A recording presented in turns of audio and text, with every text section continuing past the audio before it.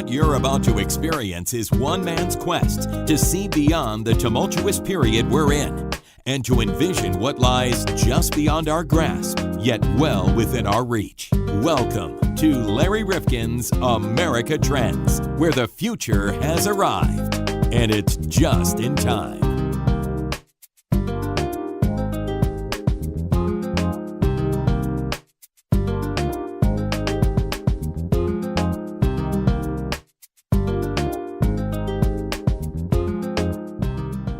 Welcome back to America Trends. Larry Rifkin and John Kropsic. And John, we did a podcast, about 8-10 months ago, dealing with the fact that millennials are having less sex. You remember that? I do remember that. I thought you were just doing that to get the numbers up here. Well, but I guess it's true. It is true. They're so busy on their handheld devices. Not to be confused with other handheld devices. They're in no rush to get married. They don't seem to. They're not in a rush to drive cars. I mean, it's a different world out there. Yeah, they're not financially ready either, unfortunately, because of all the debt overhang that accompanies them. But we do have declining fertility in America. And you and I, when we talked about this topic in advance, we said, there's got to be just a couple of reasons, and it's going to be a simple thing for us to dissect, and we'll get a guest on. Because let's be honest, John, as a trend, when a society has fewer children... Right, what's the United States going to look like in 20 years? Exactly. It has major implications because the economy in America is built on young people building lives together. Plus, we need them to pay our Social Security. I mean, Thank you. Thank you. Absolutely. And it does. It has an impact on Social Security, Medicare. I mean, everything else. But we thought, okay, it'll be easy to unpack this, right? Right.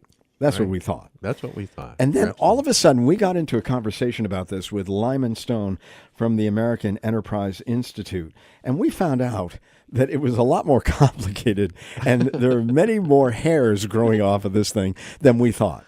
Well, that's true. I mean, you look at what goes on in the news with the Me Too moment and stuff, and really, women have really been pushed to the forefront, and guys are really, they're being left behind. They're being left behind. And women have their own lives, and they can have lives that are apart from, actually having children and raising children that are really rich and rewarding. And this is one of the first generations, not the first, where that has been the case, where opportunities have opened up. So their life choices are much broader than we once thought, for women. It's great. I think it's kind of sad, though, too, in a way, I mean, I think they're missing out.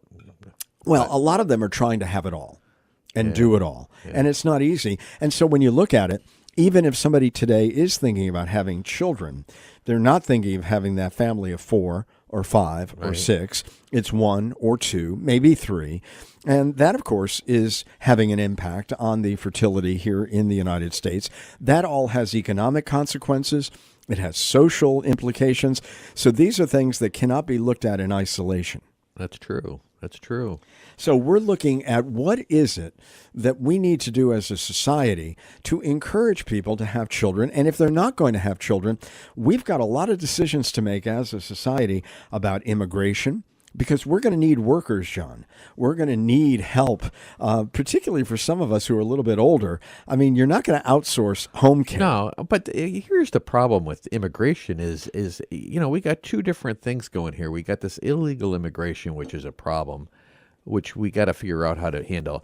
And then we got legal immigration. Are we doing that right? And our Congress is asleep at the wheel. They absolutely are. And we will talk about that in another podcast. But in this podcast, we will look at the decline in this birth rate issue, not only, John, for women under 30, but in recent years, even women in their 30s have seen these falling birth rates. And then, of course, there are a lot of women who have delayed having children. If you wait too long. Well, thinking, that in their mid-30s they will do it. And it becomes a little more, tremulous trying to do it at that stage of life.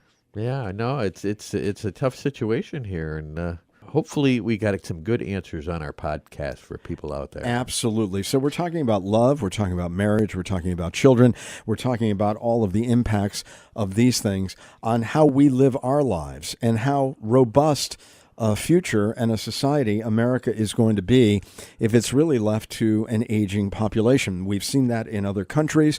We're not the only ones going through this at this moment in time, as you can imagine. No, Japan has been going through this for probably 2 decades. I think Greece and some of those other countries, too, are very, very Italy, low. yeah, there are many others. And they're struggling. Lyman Stone has a real contextual sense of what these declining fertility rates mean in America and around the world.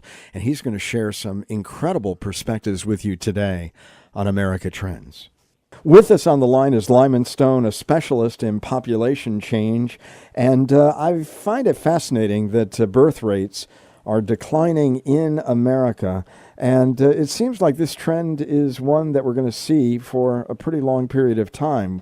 Does it look that way to you, Lyman? It does look that way. There are many forces driving lower fertility rates, from delayed marriage to rising childcare costs to increased demands for a two-earner household. And none of these are going away. These are all forces that are likely to remain for a long time. And so for that reason, we can't really expect general fertility to rise in the near future. We have looked at many other countries over the recent period, Japan probably first among them, where they really have had a very low birth rate for many, many years, and now they have a very elderly population. What are the implications when a birth rate declines dramatically in a country? Because I don't think we've thought about that in the context of the United States. We've always thought of ourselves as a youth-oriented culture. When the fertility rate in a country falls, at first it can feel good. It seems like everybody has a little more pocket money, less pressure on their budget. It looks like there's a boom in personal consumption, restaurants and movies and travel and what have you. But in the long run, say 25, 30 years after the fertility decline, what you see is that there's a diminishment in the supply of labor force growth. That is, that there's just fewer workers around, and with fewer workers, that means fewer tax revenues. But it's not just that. It turns out that a slower pace of labor force growth doesn't just have the static effect of lower tax revenues. It also results in essentially what we could say is lower per capita output. That it turns out that the economy is not a lump that you can just divide by the number of people in each generation. So if you shrink the generation size, it doesn't make each person who grows up in that generation richer. In fact, it makes them poorer. It turns out that slower labor force growth is associated and may in fact be causally related, if you believe the most recent literature, with higher inequality, lower labor share of national income, less entrepreneurship, less innovation, and of course higher tax burdens on the private sector to pay for exploding pension obligations. And we share this lower birth rate with a lot of other industrialized nations. Is there a nation that's ahead of us in this declining curve that we might look to and say that's where America is going to be in 10, 15, 20 years? Sure, there are a lot of places that are ahead of us. Historically, the United States has been a high fertility country. We've always sort of said that about ourselves, that, low fertility is a European problem. Americans have plenty of babies. Well, that's changing. As recently as 2006, we had one of the highest fertility rates in the developed world. Now, we're middle of the pack. But fertility rates are falling everywhere. Now, there are some countries that have been experiencing low fertility for a much longer time than us. Countries like Italy, or Spain, or Germany have all had lower fertility for a long time. Much of Eastern Europe has had low fertility for a long time. Much of East Asia has had lower fertility for a long time. And what we see in all of them is that there's a growing urgency that policymakers are waking up and realizing that in the next few decades, they're going to have a major economic and social problem on their hands, as there simply isn't a next generation there to pay for retirees and really to carry on the nation as a distinct concept. How much of this is cultural, and because this has not been the American culture in terms of childbearing, we have valued it for a long period of time, and I wouldn't suggest necessarily that we don't today, but many of the barriers seem to be more economic than whether we really want to raise a family or have a family. The cultural side is important, particularly in recent years, because what we've seen is that historically, fertility behaves fairly cyclically. That is, in good times, fertility rises, in bad times, it falls. But what we've seen in recent years is that even as the economy is making serious headway, fertility is still falling. So it can't just be that families are under great strain that they weren't in the past. It has to be that there's something else going on. So there are a lot of cultural changes here. There's delayed marriage. There is the view of children as sort of a capstone achievement instead of a God-given blessing or perhaps a family requirement. But one cultural change that we actually don't see, which is quite interesting, Americans are not saying that they want fewer children. We have a lot of surveys on this, and across those surveys, it looks like the amount of children that Americans desire to have, in particularly reproductive age women, is actually about stable. We haven't seen a sharp fall off in it. So we're seeing a decline in fertility, but without any simultaneous economic collapse and without any simultaneous cultural shift against children in principle. Rather, we're seeing an increase in barriers to childbearing, and we're seeing what we might call a culture with poor foresight. That is a culture that says, well, I want to have 3 kids, but I don't want to get married until I'm 30 after I've paid off my student loans and have a good job. Well, it turns out those two things are hard to both have. And we've done a very poor job explaining that to my generation. That, when you go to college, you actually don't have 15 years of great fertility. That most people don't. Most people, your fertility is going to start declining in your late 20s or early 30s. And when it begins to decline, it can decline quickly. We don't tell people that when you get married, it actually has a very large impact on how many children you ultimately have. We don't really talk about this when a high school guidance counselor talks about students' plan for their future. It's all about their career. It's all about financial aid. It's all about their student loans. It's all about college quality. And nobody talks about expected family life. And I think that's really a major shortfall in how we educate young people about their future. Is there a sense that you can reverse a lot of the age limitations relative to childbearing because of all the technology that we read about and the various solutions and various fertility efforts that are underway scientifically? I know in your report you suggest that that's not going to be the answer ultimately to this issue. So reproductive technology can help a lot of women have children. It does a lot to assist that. The problem is what we're seeing is not some explosion in biological infertility. That's not what's happening. What's happening is an explosion in what we might call sociological infertility. That is, it's not that people can't biologically have children. It's that there are other things going on that prevent them from doing it right now. And while assisted reproduction can, of course, help older women have children, there's an upper limit on that. In vitro fertilization success rates decline precipitously as a woman ages, just like conventional conception rates decline. The usefulness of technologies like Clomid or artificial insemination or therapeutic HSGs declines with age. There's nothing, even freezing eggs. It turns out that frozen eggs implanted in an older mother still, it depends on how old.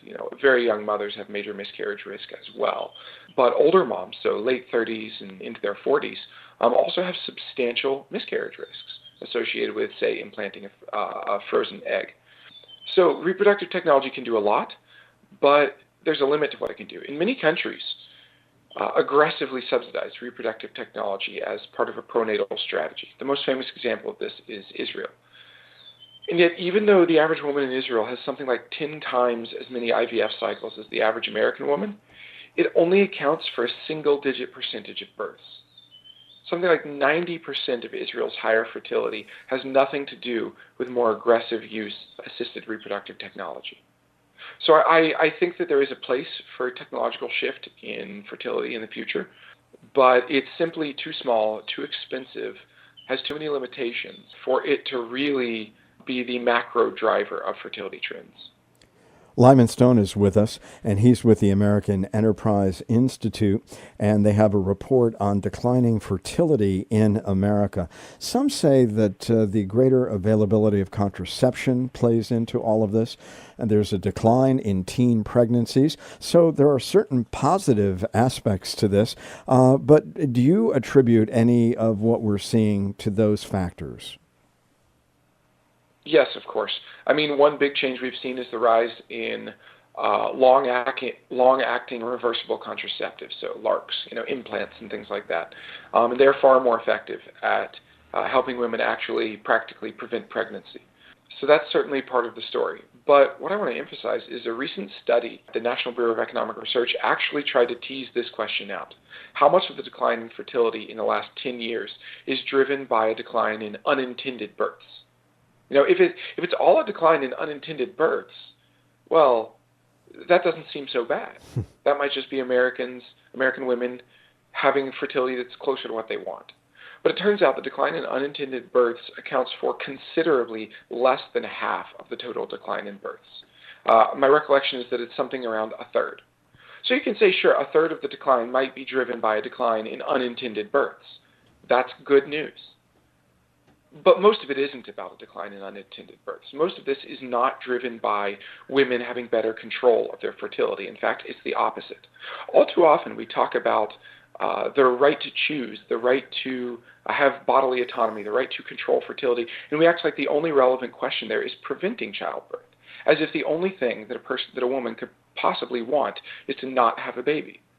But it turns out, and I actually just wrote a study on this, if you look at fertility desires around the world, and you compare them to fertility achievement around the world, that the number of missing babies, that is, babies that women say they would like to have but are unlikely to actually have in reality, greatly exceeds the number of unintended babies. That in fact, while an unintended baby may have more costs on a woman's life than a missing baby, just in pure numbers, missing babies are more common. Wait, explain that concept of missing babies. Mm-hmm. So essentially, we can ask a woman, how many children would you like to have? And then we look at how many children she actually ends up having over the course of her life.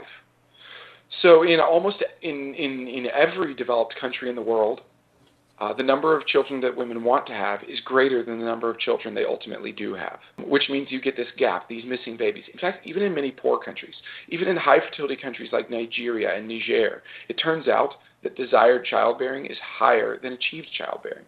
Now, there are some countries where desired childbearing is higher than achieved childbearing, like India or much of South and East Africa, but the global norm is fertility undershooting. Now, this is a new thing. Up until about 1999, the global norm was fertility overshooting, women having more kids than they wanted to have. But we've seen a rapid change in that increasingly we're living in a world where the defining fertility problem facing human reproduction is not too many kids, but too few. And this is a seismic change. Family planning associations, demographers, policymakers, this is not a world they ever prepared for. It was an assumption that excessive fertility would always be the norm. But it turns out that problem has largely been dealt with. What is the reason for that disparity between the number of children that a woman, let's say, wants versus the number that she ultimately has? Is it the expectation today that if you are going to survive financially, both of you have to be in the workplace, and therefore women want to be in the workplace, so they give up one thing for another? What's going on here, as best we can tell? Well, it is actually not because more women want to be in the workplace. In fact, majorities of employed moms continue to report that they would like to be full-time homemakers. So it's not that.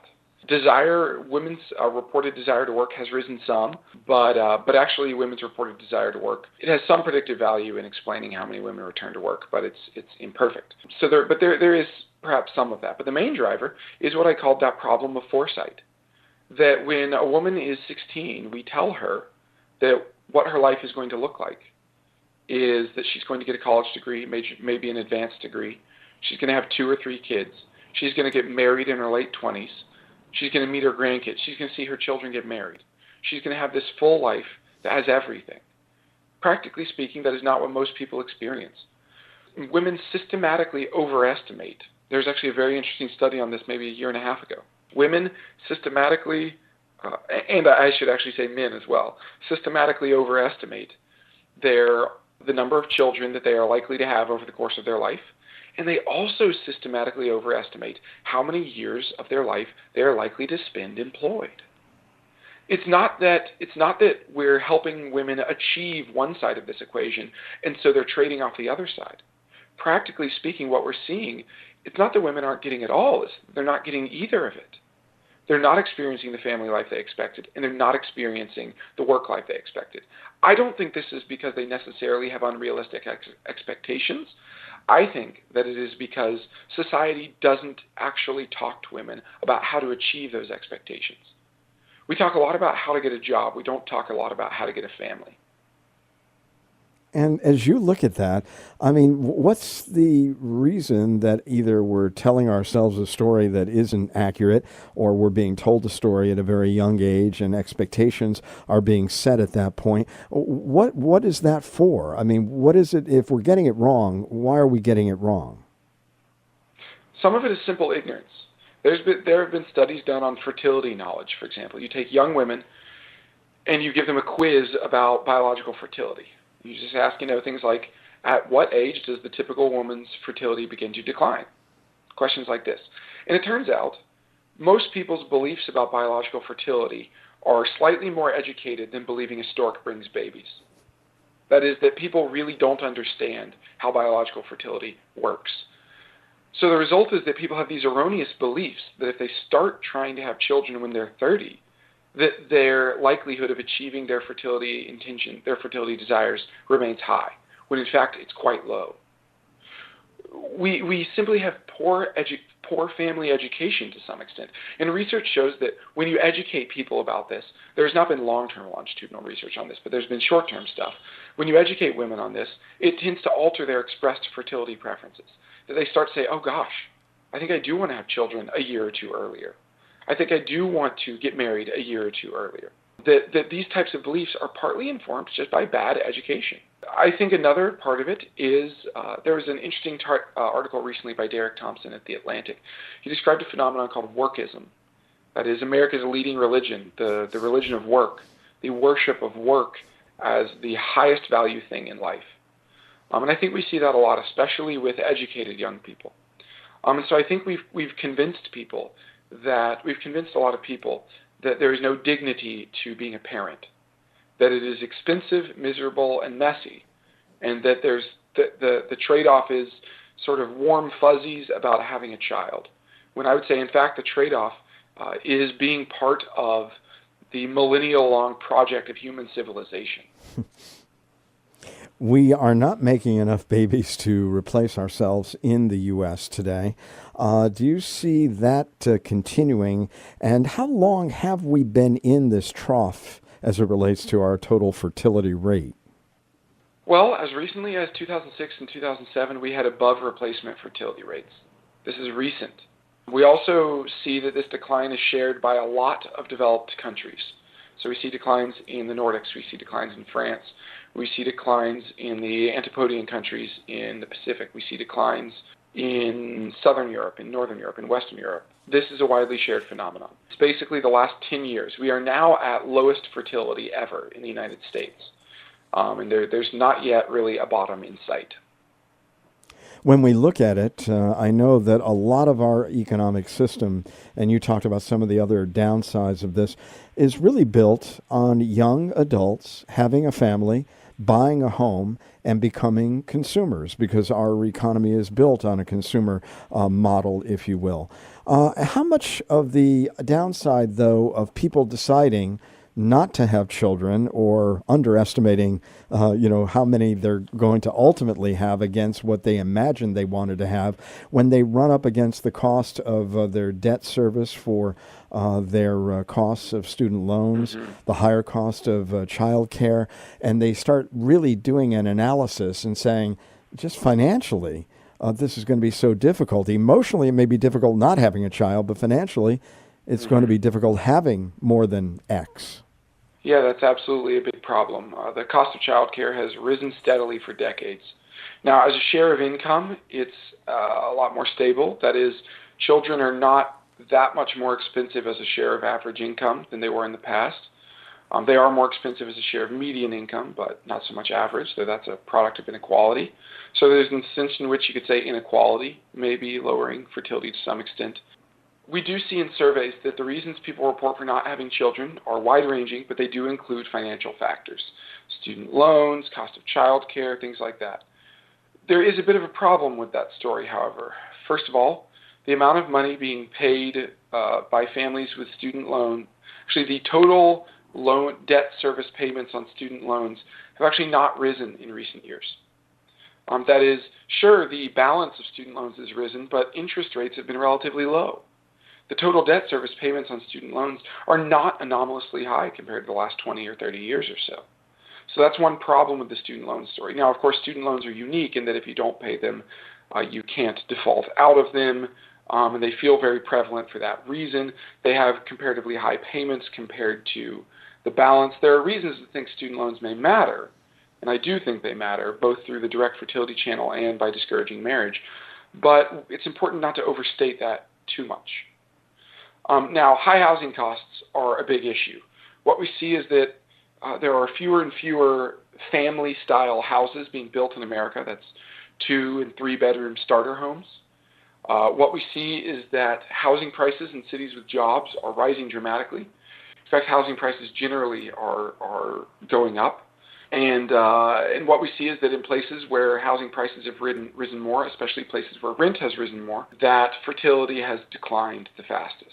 So there's definitely a sense in which family budgets matter here. High costs do discourage fertility. But how we respond to that is a bit tricky. So childcare costs are expensive. So many people have proposed free daycare as a solution. You might think, well, if childcare costs are expensive, then free daycare must boost births. It's not clear that this is likely to happen because daycare doesn't just reduce childcare costs.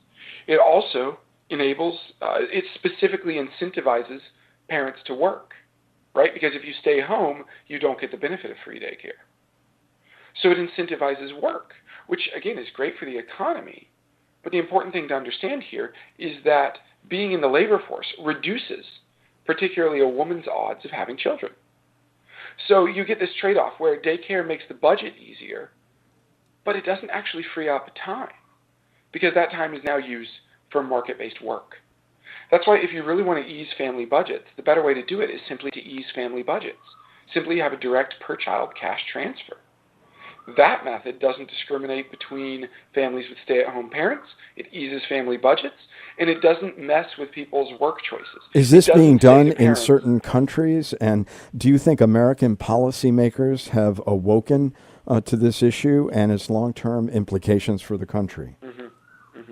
Yes, this is done in many countries. We see it in Canada, we see it in the Nordics, we see it in Germany, we see it in France, we see it in much of East Asia. It's a go-to response that countries have had.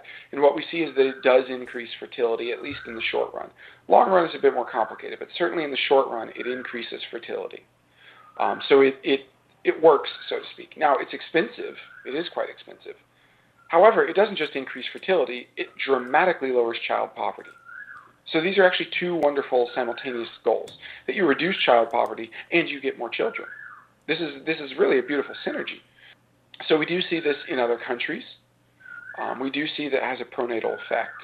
And there are U.S. policymakers interested in it. The push to increase the child tax credit by Marco Rubio, Mike Lee, and Tim Scott in the recent tax reform had many motivations, but it would be wrong to say that pronatalism was not part of the calculation. It was. This is something on many U.S. policymakers' minds. There are a lot of people interested in it, and I think that any political party that considers itself friendly to families should be working this direction. We should be thinking about how to make it possible for middle-class people to have families, to have a stable household budget with kids, with 2 or 3 kids, not just one. I think this is an important goal. In fact, it's probably a more important policy goal than trying to just artificially juice female labor force participation.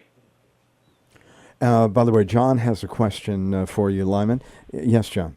Well, I've seen on TV where the world population is so big, the planet, you get this, the planet is not going to be able to take it anymore. And you hear this news and you sort of wonder how this is affecting the kids' minds too. What do you I think mean, about you see that you've seen that much more recently with Alexandra Ocasio-Cortez. She recently said that when you think about the climate impact, should you really have kids? Is it okay to have kids? Exactly. Caused this controversy, and we do see that there is a substantial minority of women who knows how decisive it is, but this concern exists for them. And what I would say is that, on the one hand, I understand it. If you're thinking long-term, and having children means thinking long-term, you care about long-term issues.